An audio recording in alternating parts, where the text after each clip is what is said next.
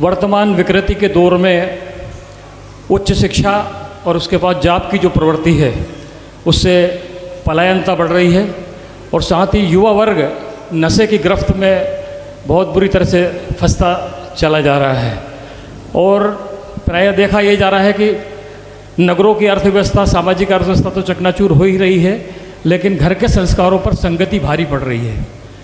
अभी जैसा हम विगत समय में देखते हैं, महात्मा गांधी को जैन मुनि जी ने 3 नियम दे दिए, वो विलायत से सुरक्षित लौट करके आ गए। अब ऐसा नहीं हो रहा है। आज अभी विगत चतुर्मास में पूज्य प्रमाण सागर जी महाराज का पावन वर्षा योग इंदौर में था और वहाँ संघस्थ निर्वेक सागर जी मुनिराज ने एक संदेश अपने जिज्ञासा समाधान में प्रवचन में दिया था कि अपने बच्चों से कहिए कि 60% से कम नंबर न लाएं, 75% से ऊपर नहीं लाएं अगर बच्चों को अपने पास रखना है।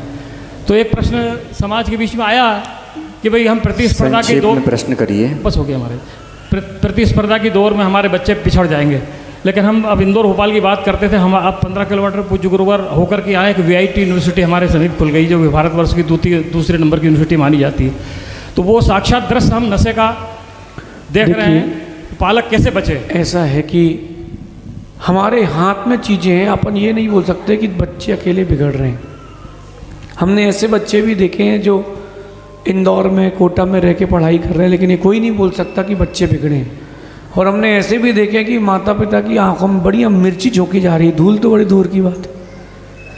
लेकिन मुझे लगता है कि बच्चों को एक बात समझ में चाहिए कि ऐसी धूल आज तक बनी नहीं जो परमात्मा की आंखों में झोंक सकते हो। तो जितने बच्चे बैठे मैं उनसे बात करता हूँ और जितने पालक हैं उनसे बात करता हूँ, कोई ज़रूरत नहीं है बच्चों को बाहर पढ़ाने की। एक ट्रेंड चल गया है कि मेरा बेटा मेरा बेटी बाहर पढ़ते तो हैं, लेकिन वहाँ से क्या गढ़ के आते हैं। आप कभी एक बार मेरे साथ इंदौर मेरी दृष्टि से घूमना। मैंने इंदौर में एक दृश्य देखा था, आहार के बाद मैं लौटा भंवर कुआं से, अब खैर नाम ही काफ़ी है। तो मैं लौटा तो वो एक लड़की लड़के को छल्ला बनाना सिखाई थी सिगरेट का। लड़का नहीं बना पा रहा था, वो लड़की बना के दिखा रही थी। और सुबह सुबह मैं जंगल गया, ये गुमास्ता नगर से, जब तो विजयनगर से, तो एक पोहे वाले की दुकान में लड़का पोहा खा रहा, तो लड़की सिगरेट पी रही थी। मैं ये नहीं कह रहा कि लड़की बिगड़ी है कि लड़का बिगड़ा है, मैं ये कहना चाहता हूँ कि हमने छूट दी है। हम क्यों प्रेशर में बच्चों को बाहर भेजें? कोटा में हर दिन कोई ना कोई सुसाइड कर रहा है, कुछ ओपन होती कुछ नहीं होती। यहाँ तक तो ठीक है, अब फैकल्टी के ऊपर इतना प्रेशर है कि फैकल्टी सुसाइड कर रही है। तो जो स्टडी है, एजुकेशन है, उसको एक बहुत बड़ा हवा बना लिया गया है। तुम्हारे कितने परसेंट है, तुम्हारी कितनी डिग्री है। ध्यान रखना, आने वाले दौर में डिग्री से नौकरियां नहीं लगेंगी, आपकी काबिलियत से नौकरी लगेंगी। आज के बच्चे काबिलियत से दूर हैं, डिग्री उनके पास है। और मैं एक बात कहता हूँ, अगर कोई नौकरी करता है तो उसके लिए तो ठीक है, उसका आने वाला पीढ़ी, उसके आने वाला जो संतति है, सब दुखी रहेंगे। एक बच्चा मेरे से पूछ रहा था, महाराज जी मैं बिजनेस क्या करूँ? मैंने कहा पापा क्या करते थे? बोले बैंक में मैनेजर थे। तो फिर बोले पापा ने 50 लाख रुपए जोड़ लिए हैं बस। मैंने कहा, बोले अब मैं देखता हूँ मुझे क्या करना है। अरे तुम व्यापार करोगे, तुम्हारे बच्चे को जमा जमाया कुछ मिलेगा। वो जो सब्जी बेच रहा है ना, ठेले में फल बेच रहा है, वो ज़्यादा अच्छा है, क्योंकि वो कम से कम खुद का व्यापार तो कर रहा है, वो ज़्यादा अच्छा है उन लोगों से जो नौकरी के पीछे भाग रहे हैं। अपने बच्चों को बोलना, हमें नौकरी नहीं, पैसा नहीं, बच्चे चाहिए।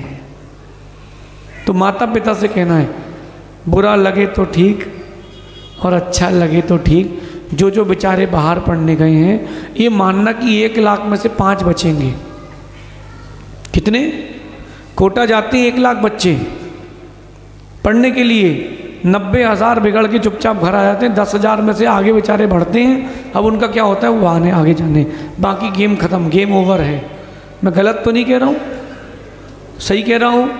जो जो पढ़ रहे थे या पढ़ रहे हैं या पढ़ चुके हैं, उन सबसे कहना है, मैं भी स्टूडेंट रहा हूँ, मैंने भी कॉलेज किया है, मैंने भी MBA किया है, मैंने भी दुनिया देखी है।